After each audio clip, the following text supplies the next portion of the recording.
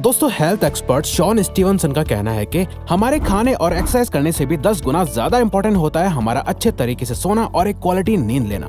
लेकिन सिर्फ कुछ ही लोग स्लीप स्मार्ट की वैल्यू जानते हैं और हम में से अधिकतर लोगों को इसकी रियल पावर का अंदाजा तक नहीं होता। जबकि स्लीप फाउंडेशन द्वारा पब्लिश की गई एक स्टडी के अकॉर्डिंग असल में अगले दिन हमारा मूड कितना सही होगा, हेल्थ कैसी होगी, हम कितने एनर्जाइज्ड, फोकस्ड एंड प्रोडक्टिव होंगे, ये सब हमारे सोने के तरीके और क्वालिटी ऑफ स्लीप पे डिपेंड करता है। फ्रंटियर्स इन न्यूरोलॉजी के अकॉर्डिंग कम नींद लेने वाले लोग अच्छी नींद लेने वाले लोगों से कम प्रोडक्टिव और कम एनर्जाइज रहते हैं। इवन क्या आपको ये पता है कि अगर आप लगातार 10 दिन तक 6 से 7 या उससे भी कम घंटों की नींद लेते हो तो 10 दिन बाद आपको वैसा ही सेम फील होगा जैसे 24 घंटों तक बिना सोए होता है। स्लीप डेप्रिवेशन से हमारी ब्रेन पावर और मेमोरी वीक होने लगती है, हमें चीजें अच्छे से याद नहीं रहती और हम मेंटली वीक और कमजोर होने लगते हैं। इवन हमारी स्लीप पोजीशंस भी इसमें बहुत बड़ा रोल प्ले करती हैं। हम कैसे सोते हैं, सीधा, पेट के बल, राइट साइड या लेफ्ट साइड, ये हमारी बॉडी पे इम्पैक्ट डालता है, जिसे हम आगे डिटेल में अच्छे से एक्सप्लेन करेंगे। अब चाहे आप किसी भी एज ग्रुप के हो और कुछ भी करते हो, ये वीडियो आपके लिए देखनी बहुत ही जरूरी है, क्योंकि इस वीडियो के अंत तक आप अपनी स्लीप की वैल्यू समझ के इसे बहुत सीरियसली लेने लगोगे और सोने का एक स्मार्ट तरीका अपना के एक प्रॉपर स्लीप लेने लगोगे।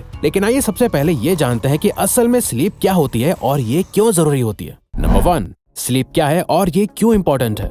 अगर हमें नींद आती है और हम कम्प्लीटली बेहोश होकर सो जाते हैं, जहाँ सीधा हमारी आंखें अगले दिन सुबह खुलती हैं, तो इस एक रात की नींद में हमारा ब्रेन हर 90 मिनट्स में स्लीप के इन 3 फेजेस में घूमता रहता है, जो है डीप स्लीप, लाइट स्लीप और REM स्लीप, जिसे ड्रीम स्लीप भी कहते हैं। डीप स्लीप को आप एक पोस्ट डिलीवरी सर्विस की तरह देख सकते हो, जहां पूरे दिन में इस पोस्ट ऑफिस यानी आपके ब्रेन में कई सारे मेल्स यानी इन्फॉर्मेशन कलेक्ट होती है। आपने आज क्या पढ़ा, क्या खाया, अच्छे बुरे मोमेंट्स, सब कुछ आपके हिप्पोकैम्पस में स्टोर होता है, जो आपके ब्रेन का एक तरह का टेम्परेरी स्टोरेज स्पेस है, जिसमें कौन सी इन्फॉर्मेशन को मेमोरी की तरह आपके ब्रेन में परमानेंटली स्टोर करा जाएगा और कौन सी इन्फॉर्मेशन यूजलेस है, वो यही डिसाइड होता है। जहां डीप स्लीप में आप इन सभी मेल्स को यानी इन्फॉर्मेशन को डिलीवरी ट्रक्स में डाल के इसके परमानेंट एड्रेस पे पहुंचाते हो, यानी अपनी टेम्परेरी मेमोरी को परमानेंट बनाते हो। और अगर आप सोने में देर कर दो, जहां आप सोने से पहले अपना फोन यूज करने में या कुछ काम करने में अपने स्लीप शेड्यूल के शुरू के घंटों को वेस्ट कर दो, तो आप अपनी डीप स्लीप को मिस कर दोगे, जहाँ ये सारे डिलीवरी ट्रक्स अपनी डेस्टिनेशन तक नहीं पहुँच पाएंगे और हमेशा के लिए खो जाएंगे। क्योंकि डीप स्लीप के बाद ही आती है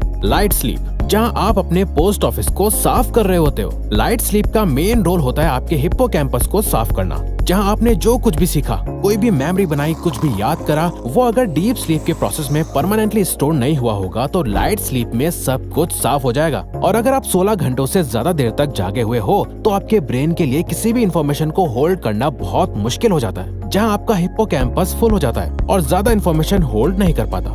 आपने भी ये नोटिस करा होगा कि जब आप अपने आप को फोर्स करके बिना सोए लेट नाइट तक कुछ पढ़ने की कोशिश कर रहे होते हो तो आप एक ही लाइन को बार बार पढ़ते रहते हो। ज्यादातर लाइट स्लीप हमारे स्लीप शेड्यूल के एंड में होती है, जहां कई बार सुबह जल्दी उठना आपके लाइट स्लीप के मेमोरी रिफ्रेश के प्रोसेस को डिस्टर्ब कर सकता है। और अगर आप इससे भी ज्यादा जल्दी उठ जाओ तो आप अपनी REM स्लीप को भी डिस्टर्ब कर दोगे।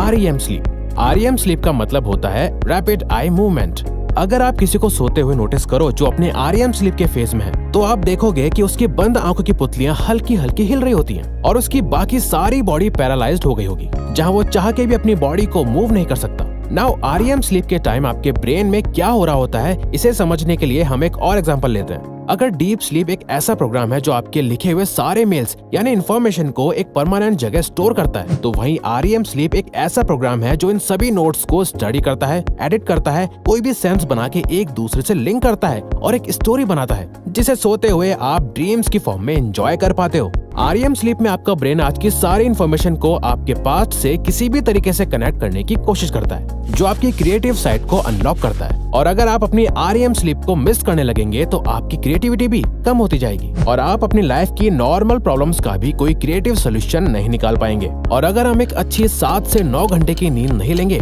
तो हम इन तीनों स्लीप फेजेस में किसी न किसी को जरूर मिस कर देंगे, जो तीनों ही हमारी हेल्थ, ब्रेन प्रोडक्टिविटी, मूड और लाइफ पे अलग अलग तरह से इम्पैक्ट करती हैं। नंबर 2, बेहतर सोने के लिए 4 tips. Sleeping positions.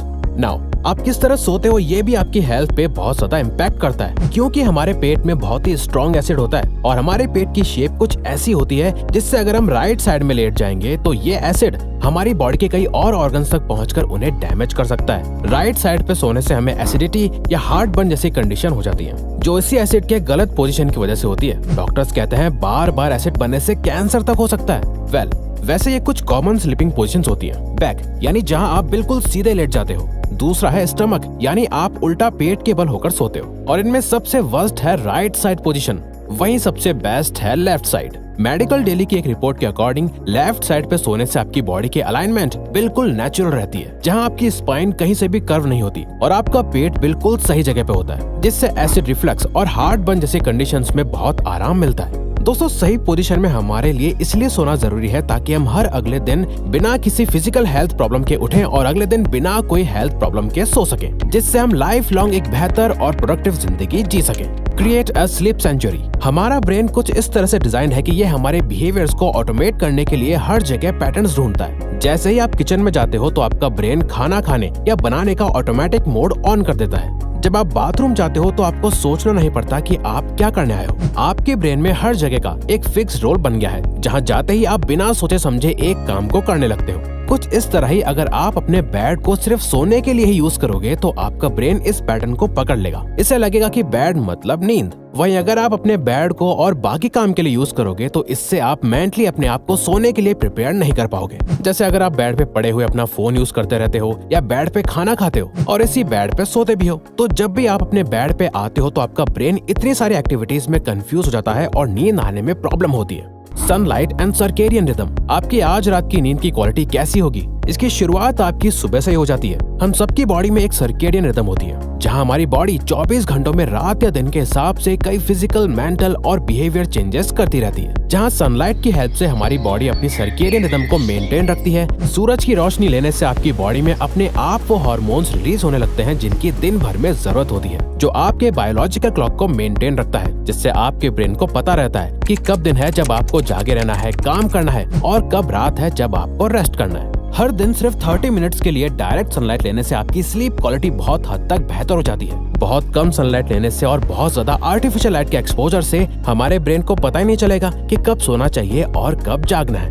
Avoid screens before bedtime. Well, we all know, आजकल बच्चे हो, बड़े हो या जवान, अधिकतर लोग सोने से पहले रात को घंटों बेड पे लेटे लेटे फोन यूज करते हैं, जब तक उनकी आंखें थक ना जाएं और उन्हें नींद ना आ जाए। जबकि किसी भी डिजिटल स्क्रीन से निकलने वाली ब्लू लाइट हमारी बायोलॉजिकल क्लॉक को डिस्टर्ब करती है। एक स्क्रीन से निकलने वाली लाइट पे फोकस करने से हमारे ब्रेन को ये लगता है कि अभी भी दिन हो रहा है, जिससे हमें नींद आने में बहुत प्रॉब्लम होती है और हमारी डीप स्लीप डिले होती जाती है। इसीलिए सोने से 1 से 1.5 घंटे पहले सभी तरह की स्क्रीन्स को, अपने फोन, लैपटॉप, टीवी एटसेट्रा को अपने आप से दूर कर दो, जो शुरुआत में आपके लिए टफ होगा, लेकिन वक्त के साथ साथ आप बोर होकर सोने लगोगे। ये एक ऐसी आदत है जिसे आप जितनी जल्दी अपनी लाइफ में ऐड कर लो, आपके लिए उतना ही अच्छा है। ये आपकी नींद न आने की प्रॉब्लम को सॉल्व कर देगा और साथ ही आपकी नींद की क्वालिटी को बहुत ज्यादा बढ़ा देगा।